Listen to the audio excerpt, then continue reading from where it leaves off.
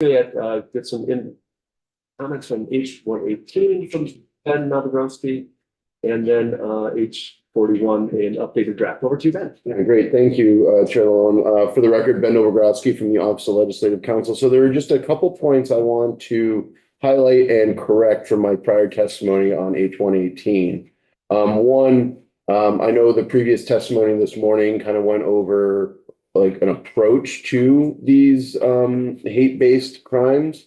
So I just want to reiterate for the committee that what Vermont has, there are three approaches across the country that states take in developing these hate-motivated crimes. One approach is the racial animus model, which is what we have adopted. One is the discriminatory selection model, and the other one is the because of or by reason of a person's characteristics model. So there are various ways that these can be done. In Vermont, we have done the discriminatory or racial animus, which basically requires that a crime has been motivated by bias, bigotry, or hatred. So all three of those approaches have varying ways to get to this issue, but because we have adopted one and not another doesn't necessarily mean ours is unconstitutional. Additionally, I previously testified that the hate crime statute needs to be charged in order to be used, and that is not totally correct. So courts do have the ability to hear uncharged evidence at sentencing hearings. And that's based off of providing advance notice to the defendant ahead of that time of the evidence that's going to be presented at sentencing. And then that uncharged evidence must be proved by a preponderance of the evidence, not necessarily the beyond a reasonable doubt, because it's not a criminal charge at that point. But there does need to be a indicia of reliability. So it's that more likely than not those facts exist. So in summary, animus or bias of the defendant can be presented at a sentencing hearing, provided that there's that advance notice of the defendant, and that even if the hate crime statute isn't charged. So I just wanted to clarify that. Can I just ask one quick question on that? So I read that the enhancement on felony charge over 5 years, it says shall consider. So that means that the reason you get the enhancement on felony over 5 years is that the court, it must consider the bias. And that's the upper limit, if I recall correctly. Yeah. Am I understanding that correctly? Because I saw that too, and it was like, so why would you ever look for an enhancement on the higher level felony? And it's because if you didn't, the court could, right? Right. So that's the calculus. That's the calculus. Okay, yeah, great. And then finally, just to clarify, I do know prior testimony raised State v. Shank as potentially casting doubt on the constitutional hate crimes statute. My read of that is that what the constitutional issue in that case was the breadth of the underlying disorderly conduct statute and whether or not that statute reaches only physical behavior and that speech can never serve as a basis of the charge under the statute, or that the statute can reach speech and as such would either unconstitutionally regulate free speech under the First Amendment or prohibit only protected true or unprotected true threats. So it was really the reach of that disorderly conduct statute, if it was only about conduct or unconstitutionally sort of permeated otherwise protected speech, that wouldn't necessarily be conduct or the unprotected speech of a true threat. So not so much about the hate crimes applicability or constitutionally, but really about the breadth of that disorderly conduct statute. Are there any questions on that? Which there might be. Looking at Representative Arsenault. Well, no, I'm just saying I find it interesting that it could be interpreted different. You can't say, well, there was a constitutional issue with that case and then apply the constitutional issue to the the one you want it to be. I mean, there was a constitutional issue in the state v. Shank Right, case. right, but it sounds like it was not the constitutionality of the hate crime. of- That's how I understand the case. Yeah, So maybe It's it good to was in the briefing for it and they just didn't address it, who knows? Yeah. But so those cases that we've talked about will be on the website as well. People want to look at those cases, so appreciate that. So let's move on to then H 40. And we have an updated draft in front of us, which I just have a walkthrough and the ideas to see if we think we're okay with the language as it is, and we'll have a vote scheduled for Tuesday afternoon. Okay, so yes, now shifting to H 41, which now proposes to change the title all the way at the bottom to an act relating to abuse of a dead human body. Yeah. And so getting to the substance of the bill. So in section 1, there's a move of the statute from the homicide chapter to chapter 81, subchapter 3, which concerns dead bodies, cemeteries, and monuments, and kind of crimes involving those things. So now it would be in addition to that portion as 13 VSA 3761A. And so the statute would now read abuse of a dead human body, and that an individual is guilty of abuse of a dead human body if the individual, knowingly without legal authorization, intentionally hides, burns, mutilates, disfigures, dismembers, desecrates, or otherwise conceals or destroys a dead human body. So that is now sort of the initial basis for the statute or for the violation. Subsection B has been revised to state that an individual who violates subsection A of this section, granted this has been an unedited copy, so please excuse any errors that you may come across, of this section is guilty of aggravated abuse of a dead human body if the individual intentionally hides, transports, buries, or otherwise conceals a dead human body to conceal a crime or avoid apprehension, prosecution, or conviction of a crime, burns, mutilates, disfigures, dismembers, desecrates, or otherwise destroys a dead human body to conceal a crime, avoid apprehension, prosecution, or conviction, or commits or attempts to commit sexual conduct against a dead human body. And now the penalty sections have been changed. So a violation of subsection A remains a max penalty of not more than 5 years, a fine of $5,000 or both.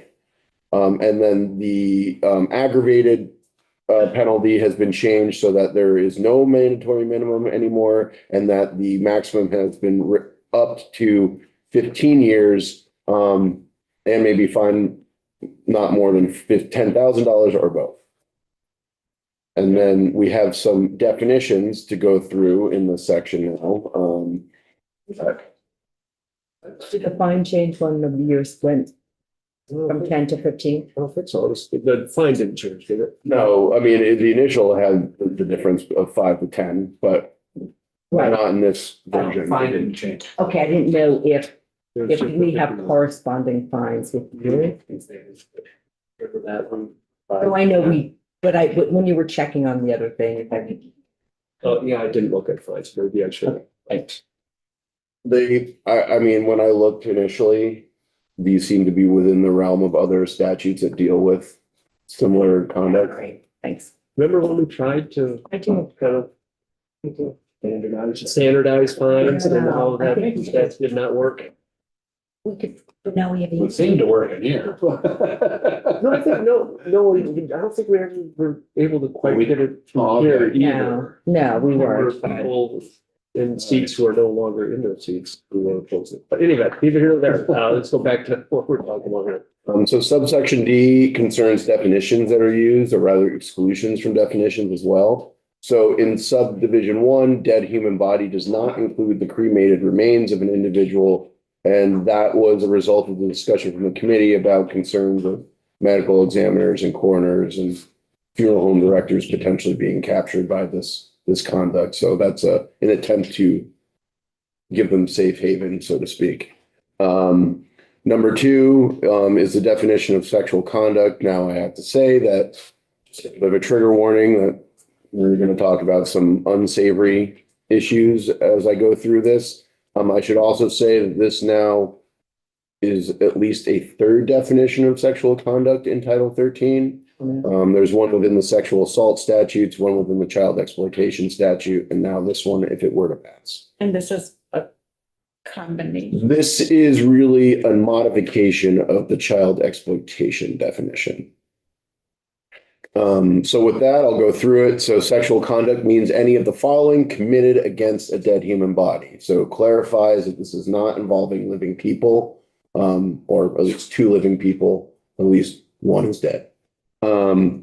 Subsection A explains that what is prohibited would be any conduct involving contact between the penis and vulva, penis and the penis, penis and the anus, mouth and the penis, mouth and the anus, vulva and the vulva, or the mouth and the vulva. So in any combination thereof.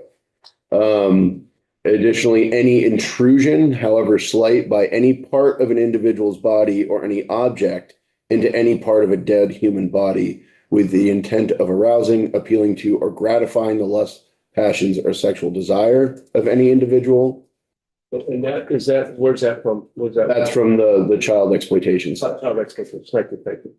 Just with the modification of dead human body. And then subdivision C would prohibit any touching of the dead human body with the intent of arousing, appealing to, or gratifying the lust, passions, or sexual desire of any person. So that would cover fondling or anything like that. It's any touching in any way that would appeal to that lustful or gratifying desires. Go ahead, I'm sorry. I hate to It's okay. add things, but I'm wondering, given that we have looked at non-consensual pornography, is photography something that needs to, like, do we want somebody? Well, Representative Goodnow and I had a lengthy conversation about simulation. Okay, And Representative Goodnow, Oh, I don't want to. over to you. Oh, yeah, so there is, so from 2021, the child exploitation statute, there is a lot about photography and simulation. We put it in initially and then removed it interesting, okay. as we were discussing its applicability, and it gets kind of messy. And we can put it in. There's kind of simulation as an element of this. So two consenting adults where they're pretending, like Yeah, that could no, be something yeah. too. That's kind of where the conversation went when we were considering Because having it's it obviously here. non-consensual. Right. I don't think it consent matter. Consent isn't an element because you In only have this. one human Right. who's alive. Right. So So it's a swishy issue. Maybe a bad word choice. Okay. I don't like it. where we, if I may, Right. how I thought we kind of got around it was subsection 2B was the very last part of that sentence is or sexual desire of any individual. And so my thinking was if you were to have videotape it, or if you were to have it like someone else there or something like Yeah, that, it's not just for the individual perpetrating. Right, And that was a way. to include that, okay. Yeah, I don't know if it's sufficient and Yeah. I just, yeah. The other piece that seems like it's sort of, when I think of sort of grave robbery, is like people removing people's silver So rings. that's not really the concern here. And there are other issues when it comes to disinterring an individual. Okay, so we That's covered. already covered, like, Yeah, if that if it's exists. like, while I'm here, 3701. I mean, 3761. Couple, yeah. okay, that's good, just because I thought, you know what, maybe I'll do a creeper, like, you might as well. But that would be theft Okay. in a way. Yeah. Yeah, and then also is covered by the prior statute. Good, all right. So line 19, page 2, you have to write at the end, the second from the last word, the. I know that editing would catch that, but we may as well type it. It brings subdivision C up onto page Isn't 2. that nice how that works? Nice and clean. And now proceeding on to subdivision D, masturbation would be prohibited or bestiality, so that would involve the use of an animal. I think we have all the creepy things covered. What is for D? I need to add. Sorry. I mean, through any evidence that would potentially be presented. So you could solicit it through testimony. There may be DNA testing.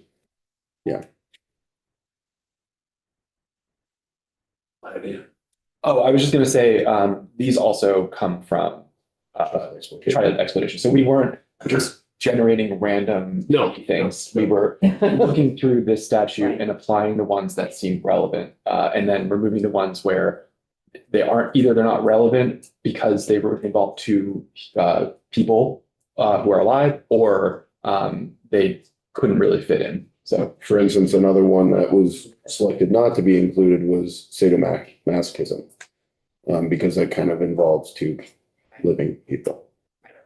Well, thank you both for I had. doing that. Or not. I mean, it's Hypothetical a conversation. policy choice to a degree, no. you know, but it's, I was, right, we were just talking about tertiary, like, well, it would be tertiary humiliation. humiliation. sorry. I might have made it up. Okay. Thinking about the living victim Right. and knowing what had been done to their. So Well, that's what the whole thing is getting at. Right. Yeah. We were just, but this was specifically about, say, the S and M, Okay. because that, they left that out.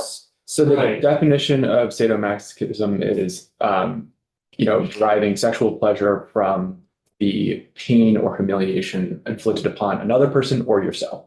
So we had it in, and then I actually looked up the definition, and was like, well, it doesn't really work. But now the tertiary element would be if you derive sexual pleasure from the humiliation inflicted upon a third party via this act. That may actually apply. I would also say that subdivision B Would. or A, no, B, sorry, or C, may cover that because of any And person or individual rather. That's how I would change it. Any individual, yeah. yeah, I mean, I think it was more of a kind of theoretical Yeah. conversation about. And another thing to keep in mind too is that if there is a circumstance that arises that this somehow does not cover, unfortunately, they can be further. We're casting a broad net. Pretty broad. Yeah, so, And then, It's written, you mean? yes. Oh, yeah, very. So, and then finally, section 2 just inserts dead human body in place of dead body. the human body of a person, you need to get rid of other person. That's it. So, Thank you. It's you, yeah, exactly.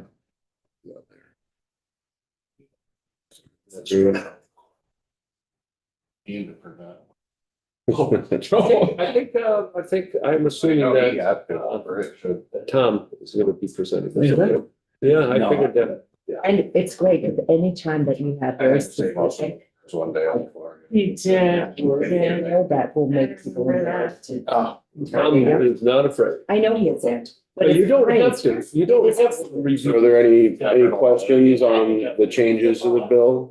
It's okay. On how much you want to make the other people, Republicans uncomfortable. I know for which one of the bills, like the more work, like new. Mm.